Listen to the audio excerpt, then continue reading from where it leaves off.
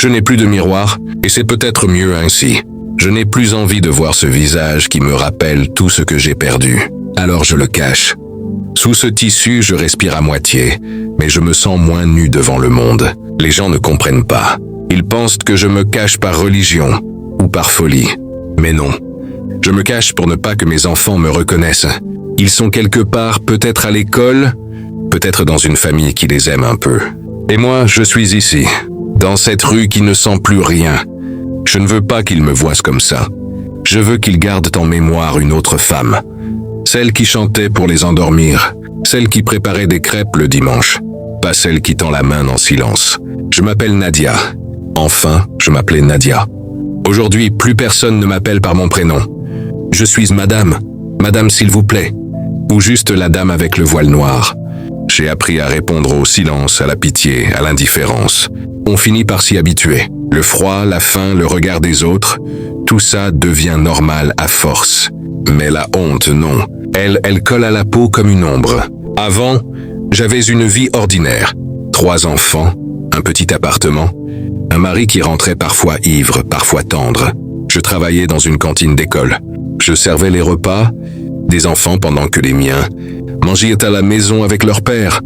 Je me disais que tant qu'ils riaient, tout irait bien. Mais la vie, tu vois, elle n'attend pas que tu sois prête à souffrir. Elle t'arrache tout sans prévenir. Le début de la fin, je m'en souviens très bien. Une facture de trop, une dispute violente, des promesses de changement. Puis un soir, il n'est pas rentré. Il a disparu comme on ferme une porte. Et c'est moi qu'on a jugé. Moi qu'on a tenu responsable. Moi qu'on a laissé seul avec les dettes, les cris, les menaces de la banque. J'ai tout essayé. Travailler plus, vendre mes affaires, prier. Mais quand les assistantes sociales sont venues, j'ai compris que j'avais perdu. Elles m'ont dit ces mots que je n'oublierai jamais. C'est pour le bien des enfants, leur bien. Comme si j'étais un danger, comme si aimer ne suffisait pas. Je les ai vus partir sans pouvoir les serrer. Ils pleuraient, moi aussi. Et depuis ce jour-là, je n'ai plus jamais levé la tête. Les premiers jours dans la rue, je pensais que c'était provisoire. 1 semaine, peut-être 2. Mais quand tu dors sur du béton, le temps ne compte plus. Il se dissout entre la peur et la survie. Je cherchais des regards compatissants. Je n'ai trouvé que des yeux qui fuient. Alors j'ai appris à me rendre invisible. Un jour, un adolescent m'a reconnu. Le fils d'une voisine. Il a eu un sursaut, un petit rire nerveux. J'ai senti ma gorge se serrer. Mon cœur battre si fort que j'ai cru mourir. J'ai compris que je ne voulais plus jamais revivre ça. Le lendemain, j'ai trouvé un vieux morceau de tissu noir dans une benne. Je l'ai lavé avec l'eau d'une fontaine et je l'ai noué sur mon visage. Depuis, je ne l'ai plus jamais retiré. Sous ce tissu, il fait chaud. Je respire mal, mais au moins, je me sens à l'abri. Je me sens personne. Et parfois, être personne, c'est une manière de ne plus souffrir. La honte, c'est une brûlure lente. Elle ne te dévore pas d'un coup. Elle t'use, te ronge, te réduit à te cacher pour exister. Je ne parle plus aux gens. Je parle au vent, aux pigeons, aux nuages. Eux, au moins, ne posent pas de questions. Parfois, je pense à mes enfants. Je me demande s'ils me cherchent, s'ils m'en veulent, s'ils m'ont oublié. Je me repasse leur voix dans ma tête comme un vieux disque rayé. La plus petite disait toujours « Maman, t'es la plus belle ». Et maintenant, regarde-moi. Même moi, je ne peux plus me voir. Si un jour vous passez près de moi, mes amours, je ne veux pas que vous sachiez que c'est moi. Je veux que vous continuiez à marcher, que vous gardiez en mémoire la maman qui riait, pas celle qui mendie. La nuit, je dors par morceaux. Le bruit des voitures devient une berceuse tordue. Je m'enroule dans mon manteau et j'essaie d'oublier que j'existe. Mais il y a toujours une pensée qui revient. Tu n'as pas su les protéger. C'est la seule voix qui ne se tait jamais. Je me demande parfois si Dieu me regarde, si les anges passent par ces rues-là, ou si les prières des sans-abri s'arrêtent avant le ciel. J'ai cessé de demander des miracles. Je demande juste la force de ne pas croiser leur visage. Ce serait ma mort. Un matin, il pleuvait fort. Une dame s'est arrêtée, m'a donné un parapluie et un café chaud. Elle m'a dit doucement « Vous devriez relever la tête, madame ». Je n'ai rien répondu, parce que relever la tête, c'est risquer d'être vu. Et être vu, pour moi, c'est être détruite une 2e fois. Je préfère le silence. Le silence ne juge pas, il protège. Il m'enseigne une sagesse que personne n'enseigne dans les livres. Quand on ne peut plus parler, il faut apprendre à observer. J'observe les gens pressés, J'observe leurs visages fermés, leurs écrans, leurs soucis imaginaires. Et parfois, je me dis que le vrai malheur, ce n'est pas de dormir dehors, c'est de vivre sans voir ce qui est humain chez l'autre. Je n'en veux plus à la vie. J'ai passé ce stade. Je n'attends plus rien, sauf le jour où mes enfants seront grands. Peut-être qu'un jour, ils entendront parler d'une femme dans la rue, toujours cachée, et ils comprendront. Ils comprendront que si je me cache, ce n'est pas par honte d'eux, mais par amour pour eux.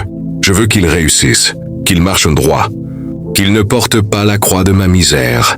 Je préfère disparaître pour qu'ils puissent grandir sans ombre. Certains disent que les mots guérissent, mais moi j'ai compris que ce sont les actes qui disent la vérité. Et mon acte à moi, c'est de rester caché, de ne pas troubler leur vie avec ma ruine. C'est ma manière de les aimer, en silence, sans visage. Je me demande souvent si l'amour peut exister sans regard. Peut-être que oui. Peut-être que l'amour le plus pur, c'est celui qui se tait, celui qui agit sans se montrer. Je n'ai plus rien à offrir. Mais tant que mon cœur bat, il bat pour eux. Je garde leur prénom sous ce voile, comme 3 étoiles que personne ne voit, mais qui continuent de briller dans la nuit. Un jour peut-être, ils liront cette histoire, et ils comprendront. Je ne me suis pas caché pour fuir.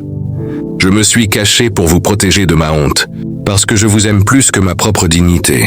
Je ne sais pas combien de temps il me reste.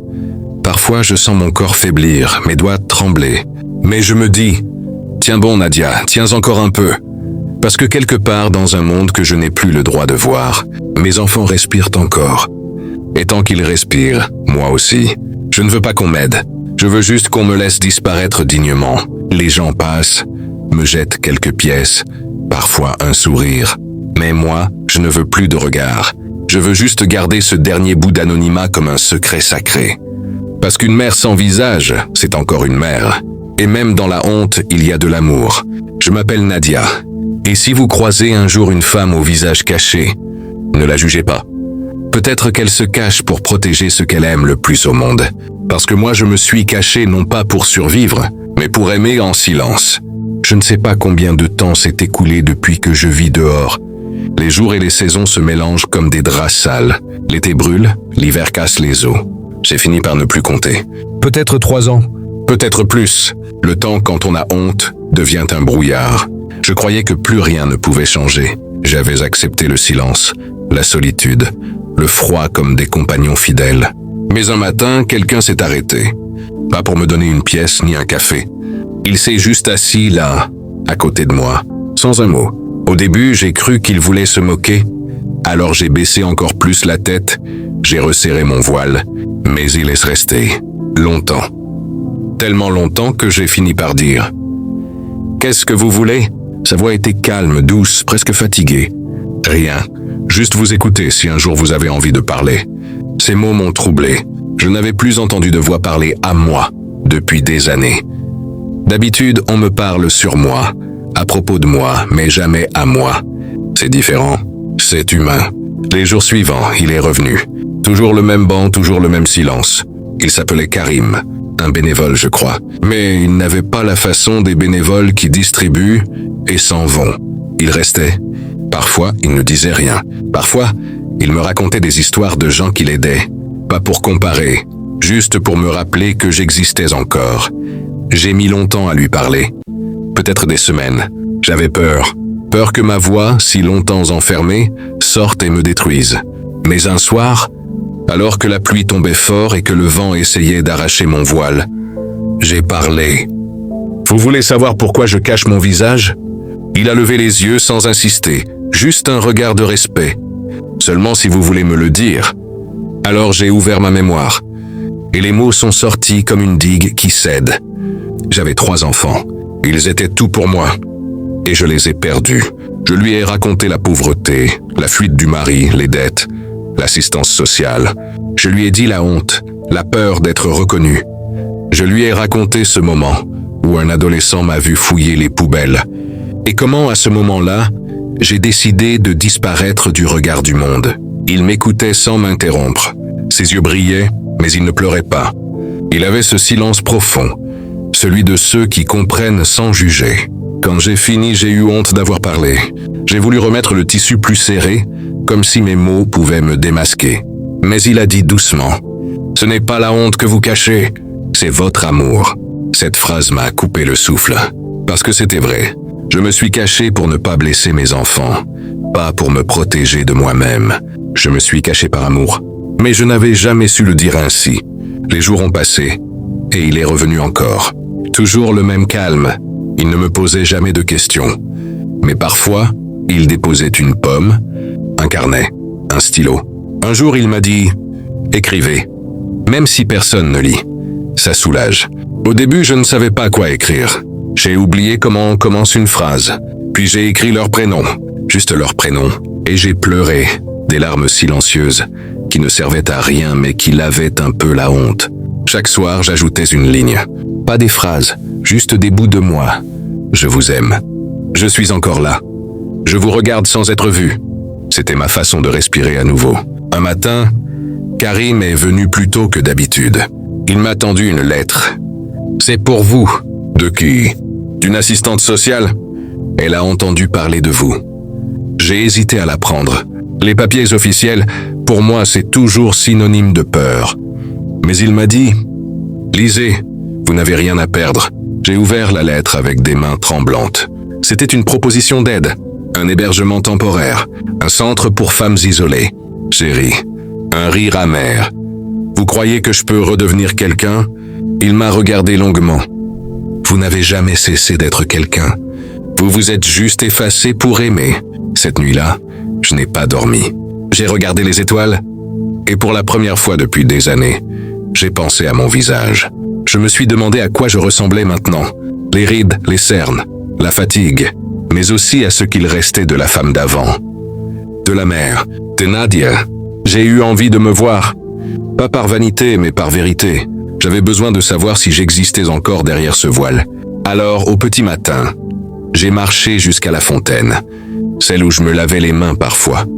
L'eau était froide mais claire. Je me suis penché doucement et j'ai soulevé le tissu. Le reflet m'a frappé. Une femme vieillie, amaigrie mais pas morte. Des yeux fatigués mais vivants. Et j'ai murmuré. « Voilà ton vrai visage, Nadia. Le visage de l'amour. » Je ne me suis pas reconnu. Et j'ai reconnu la mère, celle que j'avais oubliée sous la honte. J'ai décidé d'aller au centre. Pas pour recommencer ma vie, non. Pour la comprendre, pour lui donner un sens avant la fin. Karim m'a accompagné. Sur le chemin, il ne disait rien. Moi non plus. Le silence, c'était devenu notre langage. Quand on est arrivé, j'ai senti mon cœur battre si fort que j'ai failli reculer. Je voyais d'autres femmes, d'autres regards, des histoires différentes mais les mêmes blessures. Je me suis dit, nous sommes toutes des visages que le monde a détournés. Une dame m'a accueilli avec un sourire vrai, rare, sans pitié. Vous pouvez rester ici si vous voulez.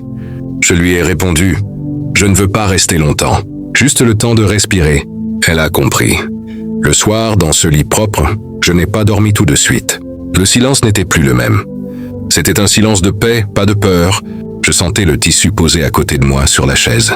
Et pour la première fois depuis des années, j'ai dormi le visage découvert. Je n'étais pas guéri, mais j'étais en vie.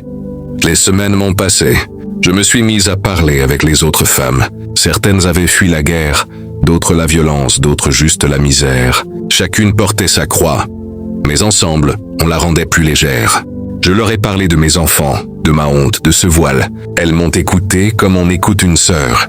Et une d'elles m'a dit « Tu n'as pas perdu tes enfants, tu les as protégés à ta manière. » Cette phrase, je la garde dans mon cœur, parce qu'elle m'a réconcilié avec moi-même. Un jour, j'ai demandé à Karim s'il pensait que je devais chercher mes enfants. Il a réfléchi longtemps, puis il a dit « Parfois, les retrouvailles ne se font pas avec les yeux. » Comment ça? Tu peux les retrouver autrement. En écrivant, en témoignant, en donnant ta voix à ceux qui n'en ont plus. Ces mots m'ont bouleversé, et c'est ainsi que j'ai commencé à écrire vraiment, pas pour eux seulement, mais pour toutes les mères invisibles, celles qu'on ne regarde pas, qu'on juge, qu'on oublie.